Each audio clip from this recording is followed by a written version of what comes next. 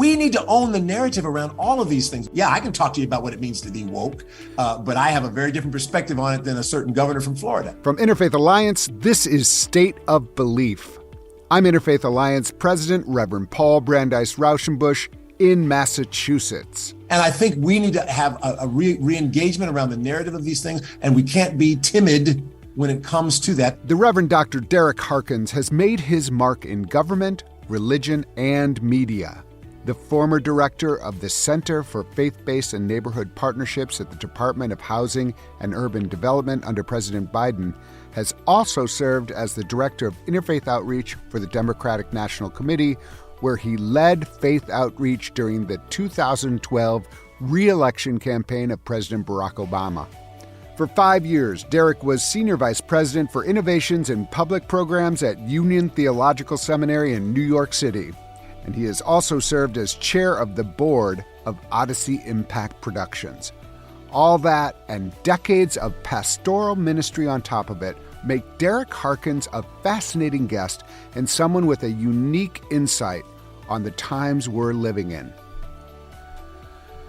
Things are changing at State of Belief. We've partnered with Religion News Service, the leading religion journalism organization in the country, for distribution and expansion of the show. We hope the important conversations we produce each week will reach new audiences and contribute even more to the search for strategies and solutions to the very real challenges facing our nation. Please be sure to subscribe to the new and improved podcast called The State of Belief at Apple Podcasts or your favorite podcast platform, or at stateofbelief.com/new podcast. We have so much planned for the weeks and months ahead, and I don't want you to miss out. Subscribe to The State of Belief today. State of Belief is made possible in great part by the generous support of our listeners.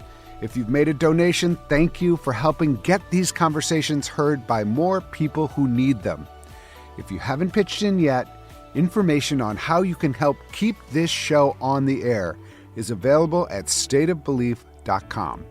And you can find out more about the work of Interfaith Alliance and join us at interfaithalliance.org.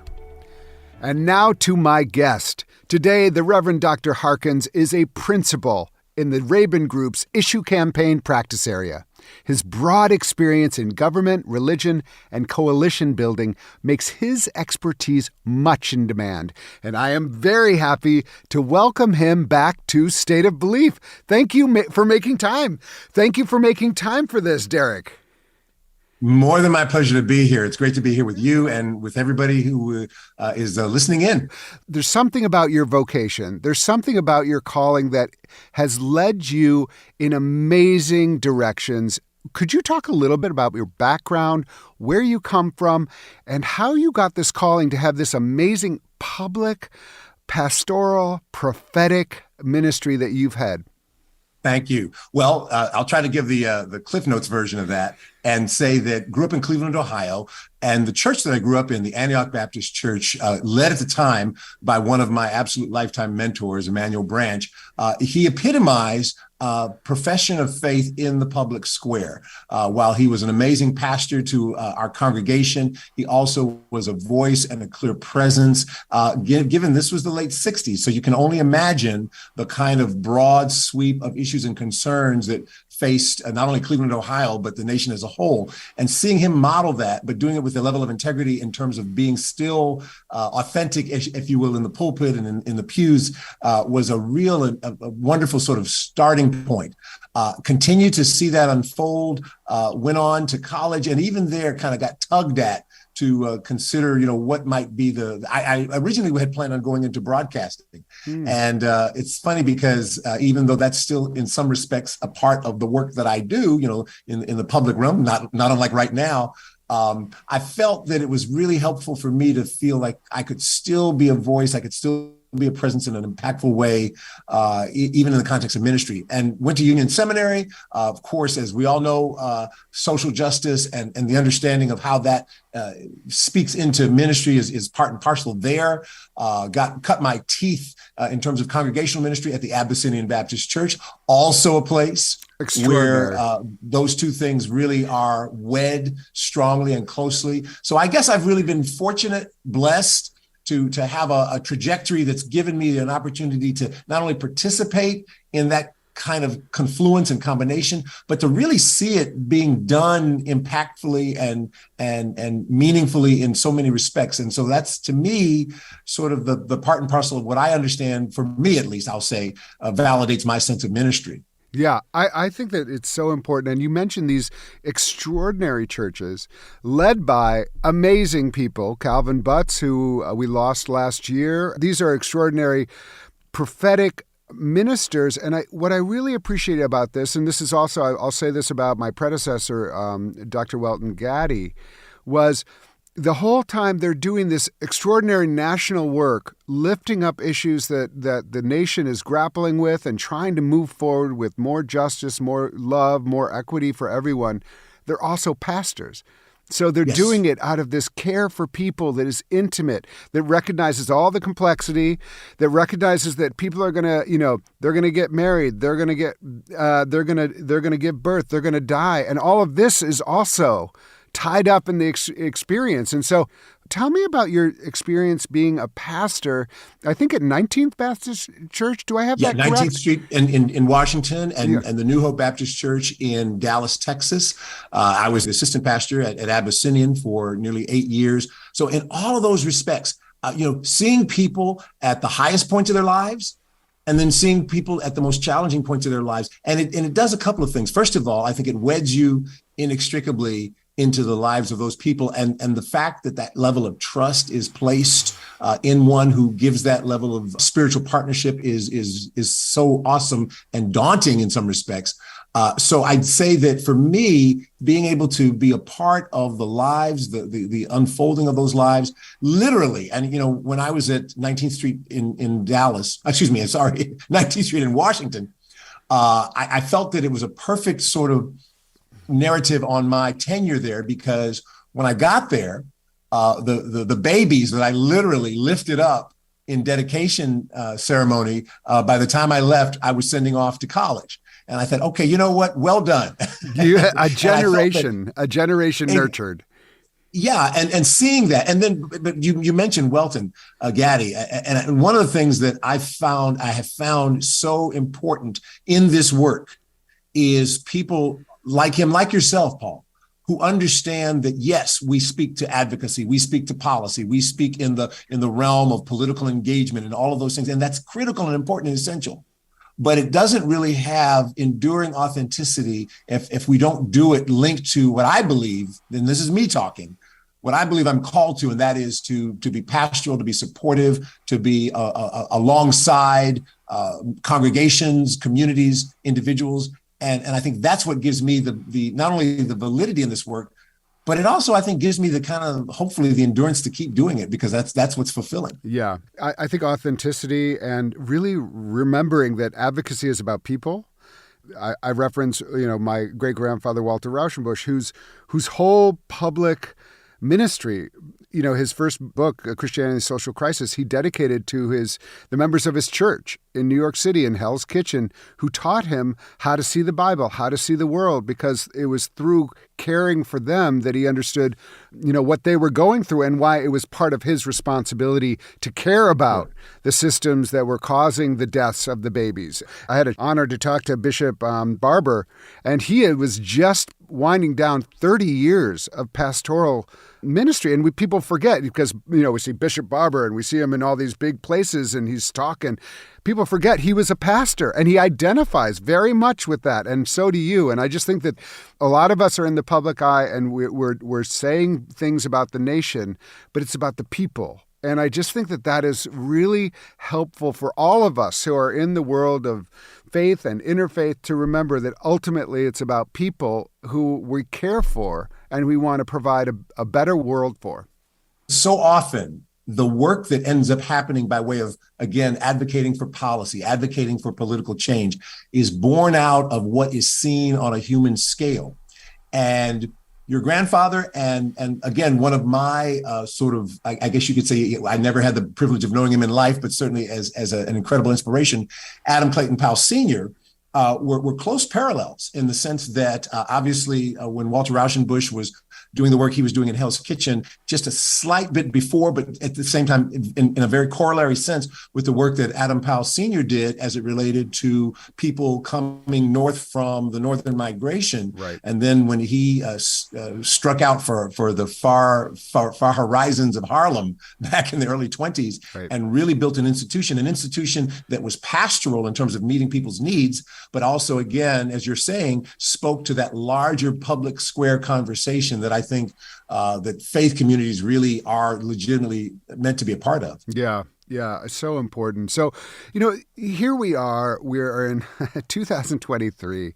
I'm looking forward to 2024 with this kind of dread, I have to say, because I don't know what kind of conversation is and what kind of reality is about to slam us in the face. I mean, we are already living it. I would love to get your sense as someone who has really been as well in the political realm. How are you feeling? I'm being honest. I'm feeling dread only in the sense that it just seems like everything is so ugly right now. But yeah. I would just love to hear, the way you view this and as someone who's really been in the trenches. Well, I think, unfortunately, when you think back to many election cycles now of long ago, we are so binary. There is no real, it used to be when you talked about elections, you talked about election strategy, including being persuasive, meaning that there might have been a malleable middle to address. I sadly have to acknowledge, I don't really know that exists anymore. I think when you talk about persuasion, we're now talking about how we energize the people who are already identifiably sort of in our ranks, whatever those ranks might be. And that's a reality, but it's also, in a sense, it's challenging. And I'll dare even say a little disheartening, because it means that there's really no space for kind of expansive conversation to try to think, well, wait a minute, maybe somebody who was going to vote for candidate A might determine that they really would like to vote for candidate B because of a number of different factors. I think we're going to find ourselves in a very challenging and strident season. We already are. I think that it is going to call upon, I think strategically, I agree with First Lady Michelle Obama, who said, notably, I guess, 3 conventions ago, that when they go low, we go high. And even without directing that to a specific political party, one way or the other, I'll just say this. I agree that we ought to summon our better angels. But at the same time, I also believe there's that passage that says you have to be as wise as serpents and as harmless as doves. I think there has to be an understanding of what's at stake here. I don't think we can have the nicety of thinking, well, because we're the church or we're the religious communities, we don't really get too politically involved, really politically engaged. I think that's a critically faulty perspective to have. I think we have to figure out what we're going to need to figure out going into 2024 is how to be responsibly and civically engaged in this process without giving one's heart and soul over to any given political party. Right. But at the same time, understanding that the larger sets of issues are truly at stake and being able to make sure people understand that it is their responsibility. No, it's not your responsibility as a member of a faith community to say, well, I don't get involved in politics because it's messy and ugly. No, it's your responsibility to remember that,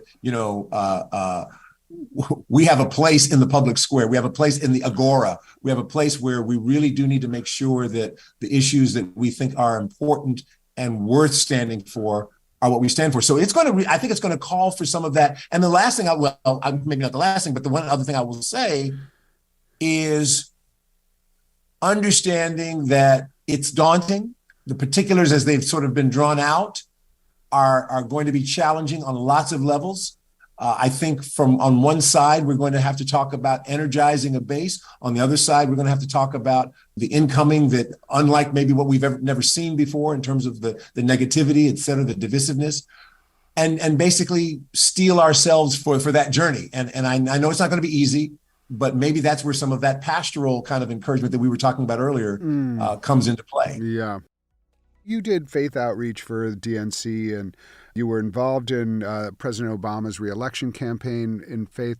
How do you understand the best way for political parties to do outreach to religious groups, and also for religious groups to understand their relationship to partisan politics? What is the right blend of needing to respond in our democracy? That's our job.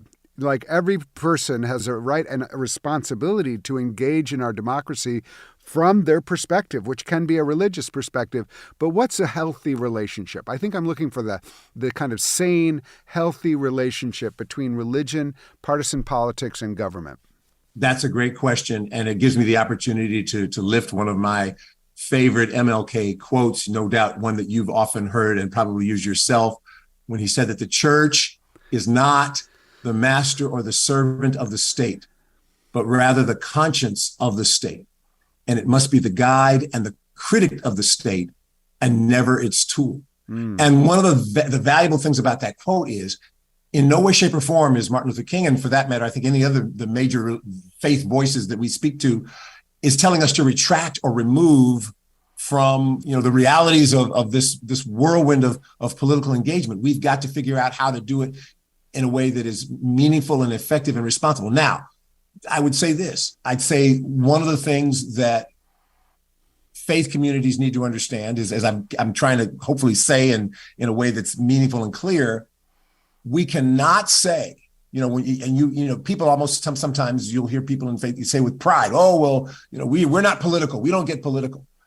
I don't have any problem with somebody saying to me, we're not partisan. We're not beholden to one political party. But I take great measure of challenge to the idea of somebody saying we're not political. When you think about, let's go back to the Greek. The word political just simply means really being in the public realm, if you will. Right. And it was another sort of quote. I guess I don't have it exactly. Adam Clayton Powell Jr. talked about being politically engaged. He said, you know what? And he was oversimplifying it, but he was making the point. A politician signs your birth certificate. Somewhere along in there's the clerk of the court or whoever it might be. A politician signs your marriage certificate. Same thing. And a politician, oftentimes, if the coroner is elected, it signs your death certificate. And the point he was simply trying to make is there's no measure of our lives that doesn't get in, it does not intersect with the realities of public policy.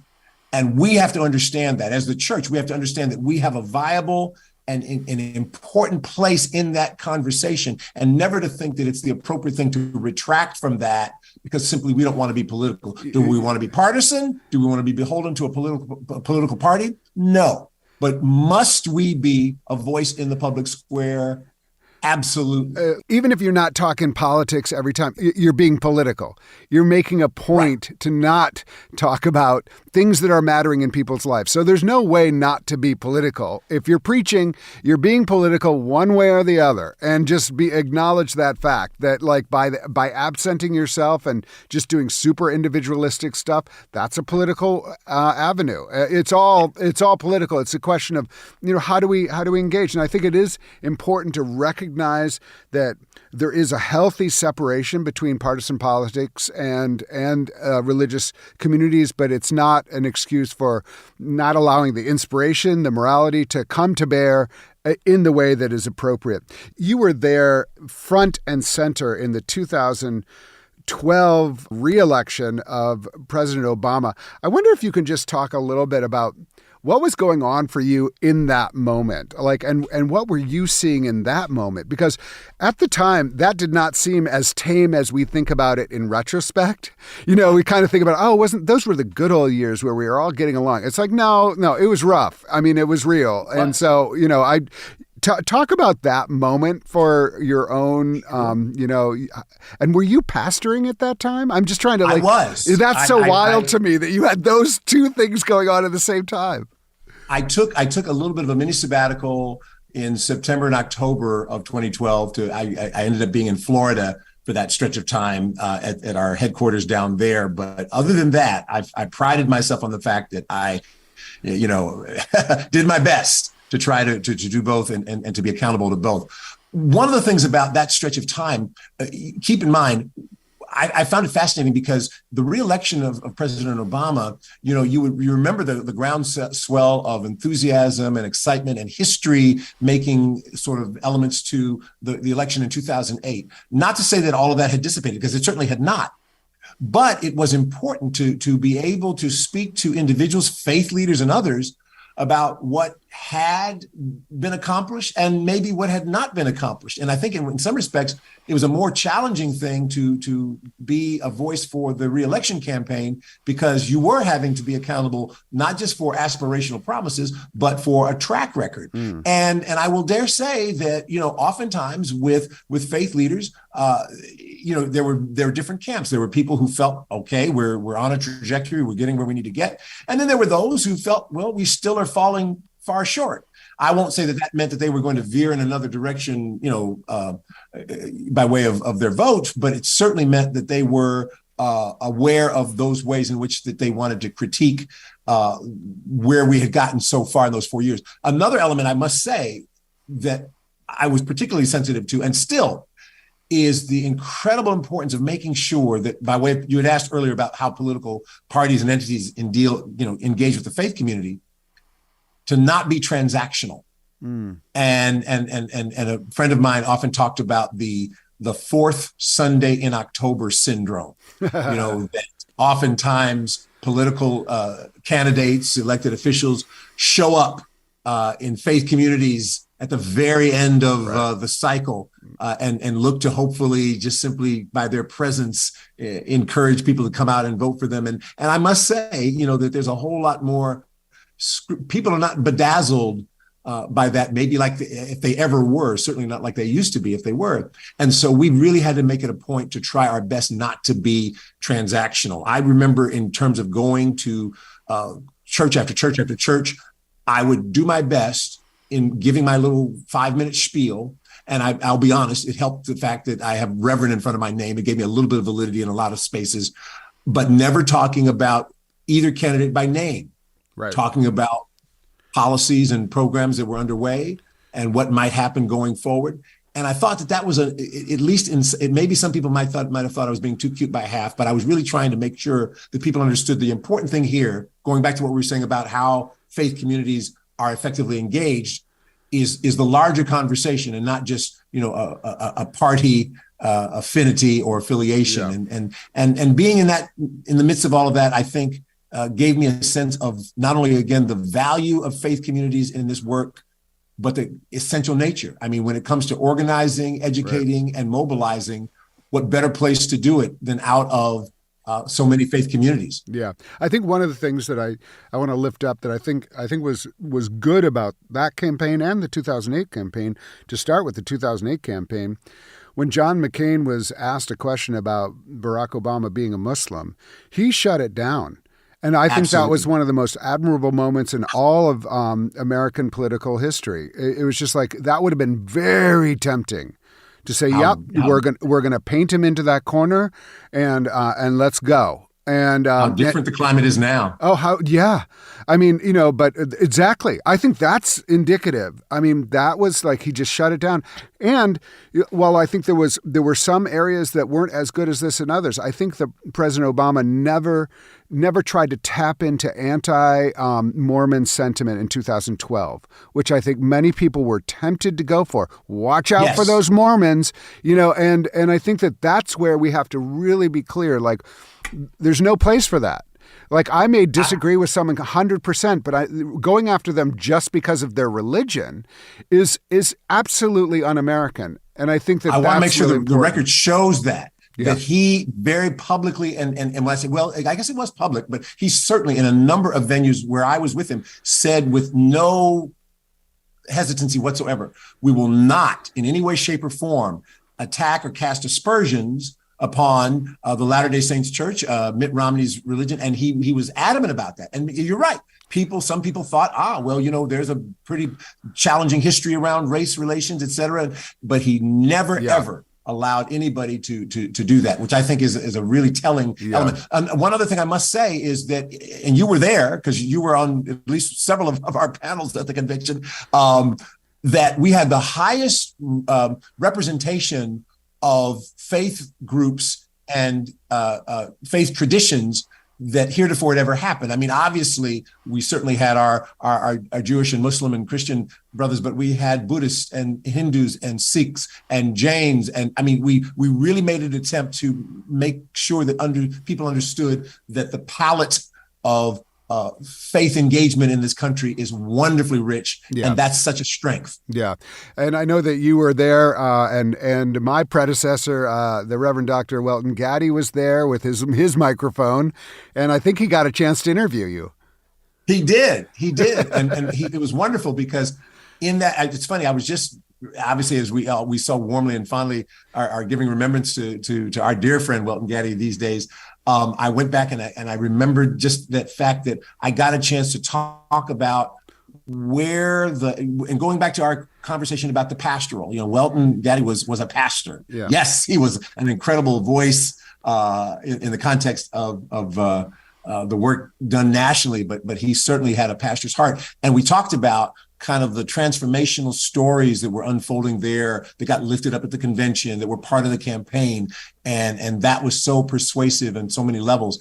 And then also just talking about going forward, what things would look like going forward around those issues of religious freedom, the issues of being aware of persecution as it was exhibited on religious minorities. So I just think, again, having that part of the conversation just be a normal, expected part. And it was people like you and people like Welton Gaddy and others who, again, who not only bring me to accountability, but I think also, the political parties to accountability, hopefully, prayerfully. We'll take another break now and be back with more of this conversation with Derrick Harkins. If you miss any part of today's program, you can hear full episodes of State of Belief anytime on our website. And please make sure you subscribe to the Next Generation podcast. Please go to stateofbelief.com/new podcast. That's stateofbelief.com/new podcast. You're listening to State of Belief, where religion and democracy meet.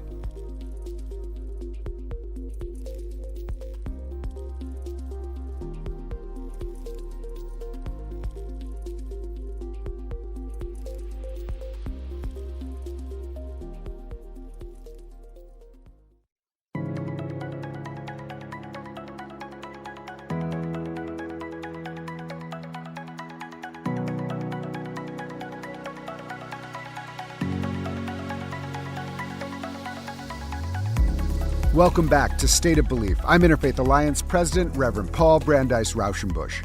My guest is Reverend Dr. Derrick Harkins.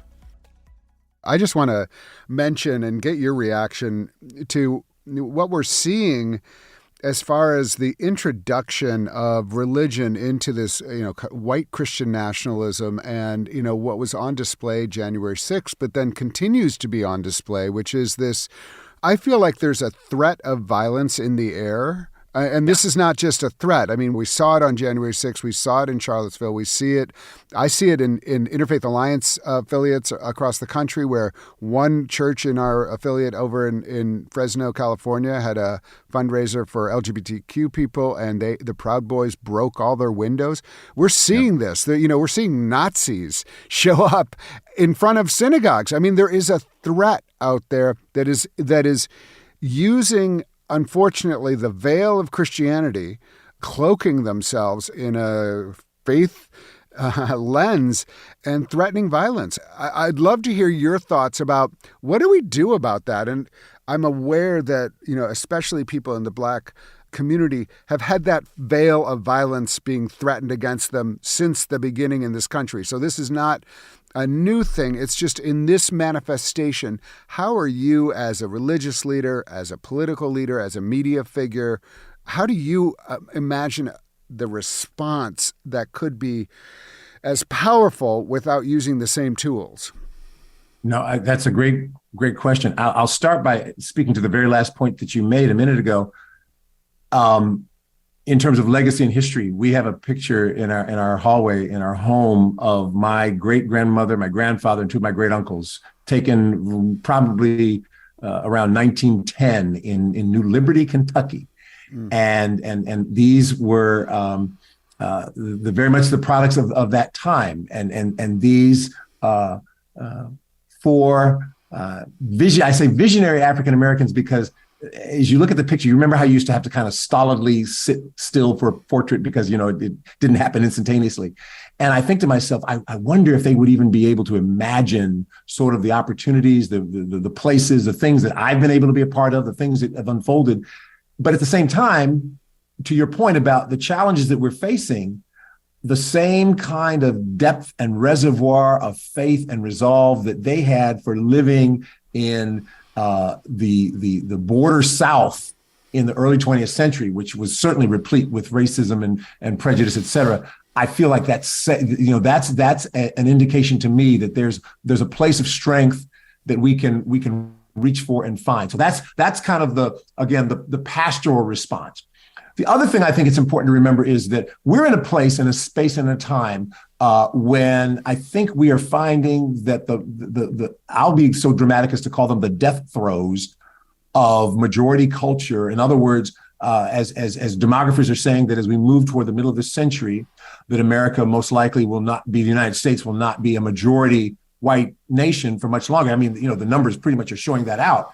And I think that so some people who see that in their own twisted sense as an imminent threat are doing the things that we're talking about, that are acting out in ways that are perverting the idea of Christianity in a sense that they can use it as a fulcrum for hateful and destructive acts. I think that, at this point, what we need to do are two things. We need to be clear about the narrative. I get so frustrated when the word WOKE gets appropriated by other folk in a purely negative sense, and they've disparaged it, and you hear anti-wokeism. And I'm like, we need to own the narrative around all of these things. We need to own the narrative about what it means. Yeah, I can talk to you about what it means to be woke, but I have a very different perspective on it than a certain governor from Florida. And I think we need to have a re-engagement around the narrative of these things, and we can't be timid when it comes to that. That's one piece. And then I think as well, we also need to understand that the work that needs to happen is going to be both sweeping. Yeah, we're getting ready to enter into a national election and all that engages, but we've also got to be granular. Think about some of the things that are happening on localized levels. When you talk about anti-trans and anti-LGBTQ and certainly anti-reproductive rights measures, many of those they're taking place in state legislatures, but also the seedbed of some of that is happening on a much more localized level. And so I think helping our folk to understand that, and going back to the idea of what it means to be politically involved. Yes, you need to be mindful of those issues and concerns that are happening on that granular and localized level, and be aware of that. I think with Christian nationalism, unfortunately, because you have, again, national voices that are allowing for and cheerleading some of the reprehensible nature of that. Again, one more time, we need to make sure that we cultivate and develop a narrative that stands just as squarely in the space around these issues as what we're seeing other folk do, and not think that we can give it over to somebody else who means nothing but harm and destruction. Oh my God. You said so many things that I just love there, every little bit of it. The first thing is about woke. Listen, if you want to stay asleep, stay asleep.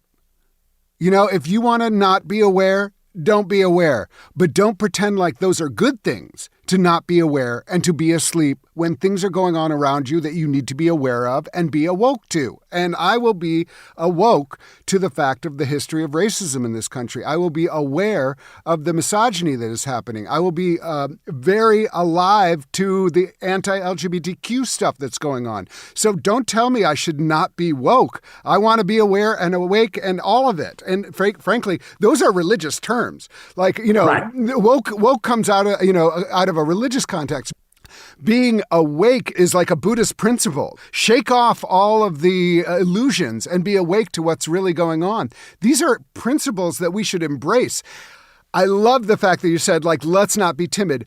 Screw timidity right now. I mean, forget it. We cannot be timid. And when you go back and you look at Adam Clayton Powell and you look at Walter Wright and you look at King and you look at John Lewis and all these people and the women, I mean, Sojourner Truth, any one of them, they were not successful because they were timid.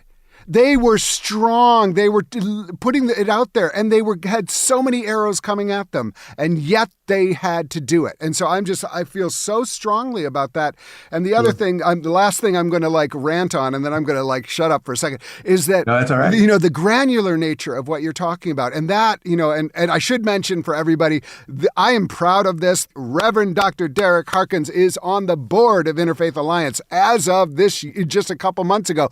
This is so important to me to have someone of his stature, I'll say it to you, of your stature, on our board and to be in this fight with us. And the Interfaith Alliance is in these locations, speaking up at school board meetings where this is going down. And so we have a national conversation, but we have very, very localized conversation. And that's Interfaith Alliance's work. National, but also super local, and not being timid and not being afraid and not taking someone else's narrative about what's going on right now and being awake to what needs to happen in this country and what is happening in this country and that we will help birth in this country.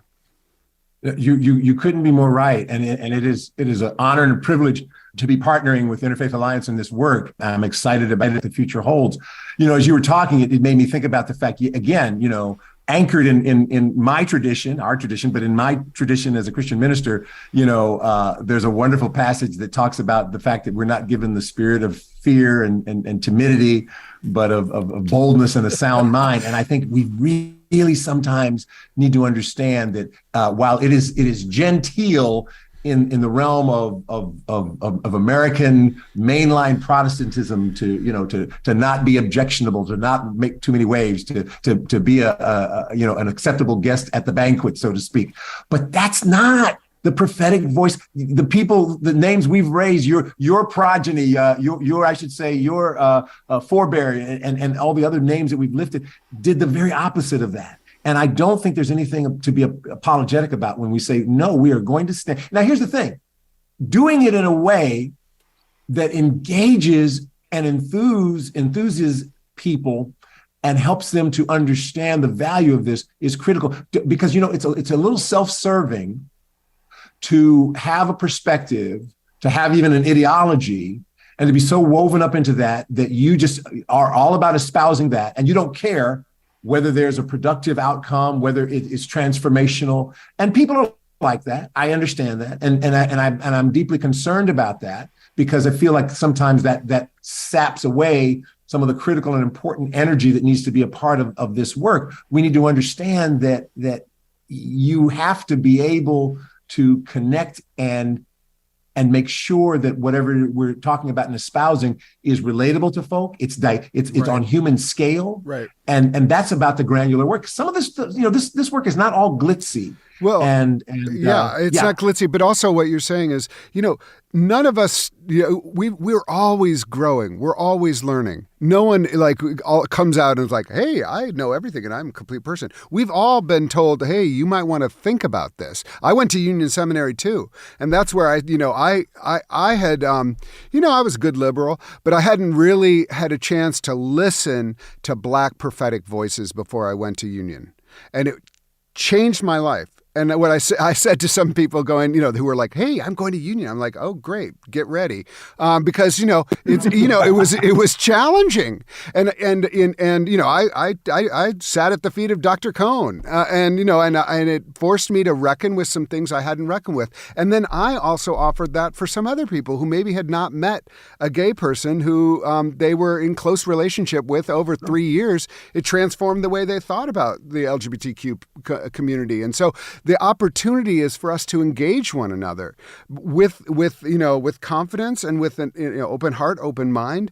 But I do think And what I would quibble with you from something you said earlier, I think there is a persuadable. It may not be as big of as it was, but there's some people out there who really who feel a little homeless right now, as far as politically. And I think if we can make an invitation, and this is my I'm speaking about Christian nationalism a lot, but I'm also preaching about it. And when I preach about it, what I try to say is like, what does love look like in the contest around the ideology of Christian nationalism? What can we do that would extend a hand and let people who feel tempted by this ideology of sense of like it's all or nothing, to say, actually, we want you to be a part of a broader circle of America, and you don't have to embrace Christian nationalism to be a good Christian and to be a good American. And so that, this is where I'm trying to, and I'm preaching to myself, because I have a tendency to be, if you haven't noticed, a little effusive and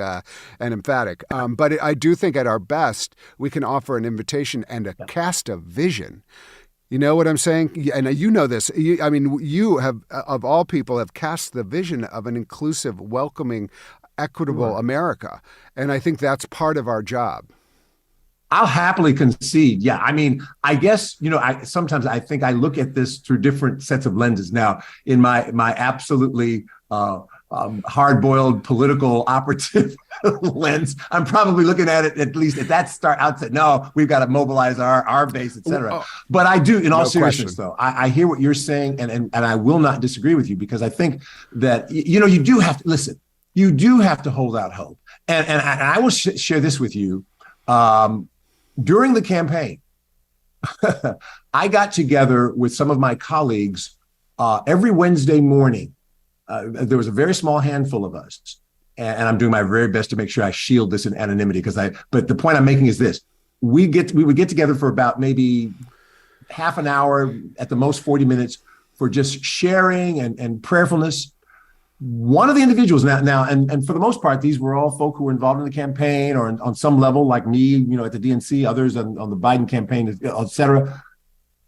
One of the individuals who joined us regularly every Wednesday morning was an individual who was a significant presence and voice in the evangelical world.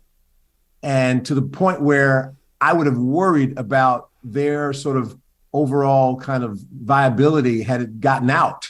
And on those prayer calls, we were not, I can tell you right now, we were not strategizing politically. We were not doing things around, the specifics of the campaign at all. And just the fact that we thought that opportunity for engagement, fellowship, if you will, was a good thing. And this individual thought so as well. And I have had and continue to have a high regard for them and their work. And as I said, it was important for them to do this in the Nicodemus mode, under cover of darkness. Yeah, but to your point, I think it validates what you were saying, is that there are folk who do want to find. And, here's I'll say this. Let's make sure we don't confuse terms. Middle ground can mean a place where we, again, where our scripture tradition talks about come, let us reason together. Middle ground can be that place where that happens, where that reasoning takes place. I don't think that middle ground means 50% compromise here, 50% compromise here. I think it means that there's some space where, even in the midst of our different perspectives, we can figure out a way to cohabitate that space, because I don't want it to just simply be quantitative. Well, I'm going to concede this, you concede that, right, and then we can sort of come together. I think that's an oversimplification. So, and the individual that I'm talking about, that wasn't the issue at hand either. We all came together appreciating each other for our individuality, and at the same time, being collectively in a good space, hopefully, encouraging each other. So yeah, I think that can happen. Will it happen in broad, sweeping, overwhelming numbers? Maybe not so much. Oh, my goodness. But I think it can unfold. Yeah, people are very, it's interesting. We had Isaac Sharp, who you may know. Very well. He's at Union, and I was like, give me the definition of evangelical. And he was like, evangelical has become a political term. It's not a religious identification anymore. It's a political identification. I thought that was just like, oh, okay. I'm gonna have to think about that for a little bit. But it was fascinating for me to hear him say that, who has really been looking at the evangelical tradition and who comes out of it as a white evangelical. One of the things I like to end with is give people an opportunity to talk about what gives themselves hope. And because that's a great way for all of us to gain that wisdom and also hopefully glean some of that hope for ourselves. So right now, with all that's going on in your own life and in the life of the nation and the world, what gives you hope? Sure. I early on, I talked about in my pastorates doing baby dedications and lifting those children up and obviously all the hope and promise that there is in a life that's in formation. You can't possibly not sort of invest in a sense that if that's nurtured and cared for, that there's a prospect for something that's good and better. I'm a part of, inextricably woven into the Black church. And one of the things I will say is that we have consistently been a place where hope and endurance has not just simply been sort of put up on a pedestal to be observed, but those are the clothes that we have to put on. And it unfolds by way of what gets preached. It unfolds by the ethos within the church, the Black church. And I say that, and I'm not saying that to the exclusion of any other religious tradition. What I'm saying is I'm able to say, because I know, and I've seen it borne out in the lives and testimonies of the people who nurtured me, the people who I stand alongside, the people who I've served as pastor. I've seen in them a deep well, a deep reservoir of capacity to not, and when I say endure, I don't mean just simply to endure injustice and affliction. No, I mean to endure the fact that we're in this struggle. It is long term. There are people who have wielded power negatively, and one thing we can be certain of is that the tide does change. And we need to be prepared for being able to help advance that. And so again, as a product of the Black church, I think that's been a core value that has been woven into my life in every measure. And that does give me hope, because I've seen it too often. I've seen it in too many people and in too many instances to disregard it. The other thing I'll say is I just really believe when you talk about the generations that are yet to come, the ones that are with us, I want to make sure that they feel empowered by our supportiveness. I want to make sure that they understand that we didn't get it all right these preceding generations. My goodness, as the temperatures in Texas reach 120, it's clear we didn't get it right when it comes to creation care and other things. However, I do think it's important for them to know that we have, here's a term for you, vouchsafed in them a real hope and expectation for leadership going forward. And it's tough, it's difficult, it's stop and start and bumpy, but we've got to be committed to this for the long haul. All of that, to me, endures beyond a given political cycle's platform, beyond even the particular political luminaries of the moment, because we're talking about the same enduring challenge that folk who came long before us had to deal with. And I'm imagining people who come long after us as well. So, but I'm hopeful. At the same time, I'm hopeful. I've got my work shoes on and my I think that's my overcoat. Well, absolutely. I think in some ways, hope is an inspiration, but it's also a strategy, and you spoke so beautifully about it. The Reverend Dr. Derrick Harkins is the former director of the Center for Faith-Based and Neighborhood Partnerships at the Department of Housing and Urban Development under President Biden. Derrick has also served as Director of Interfaith Outreach for the Democratic National Committee and as Senior Vice President for Innovations in Public Programs at Union Theological Seminary. Today, he is a principal in the Rabin Group's Issue Campaigns Practice area. Derrick, thank you for being with us today on State of Belief. Thank you so much. And that's all the time we have for this week's State of Belief. Please be sure to subscribe to the new and improved podcast called The State of Belief at Apple Podcasts or your favorite podcast platform, or at stateofbelief.com/new podcast. Subscribe to The State of Belief today. We need your help keeping State of Belief on the air. I hope you'll consider being a partner in this crucial work by making a financial contribution today. Information on how to donate is available at stateofbelief.com. That's stateofbelief.com. And you can also be a part of making sure informative and encouraging voices like these are heard by sharing this program with friends and family. Let's get more people listening and more people taking part, both on and off the air. And join the conversation. Follow us on Facebook and Twitter at State of Belief and share State of Belief with the people in your life. The views and opinions expressed on this program do not necessarily reflect those of Religion News Service or Religion News Foundation. State of Belief is produced by Ray Kirstein and is a production of Interfaith Alliance. Become a member today at interfaithalliance.org. And be sure to join us next week. I will be in conversation with Representative Jamie Raskin. I am so excited. Until then, I'm Paul Raushenbush on State of Belief, where religion and democracy meet.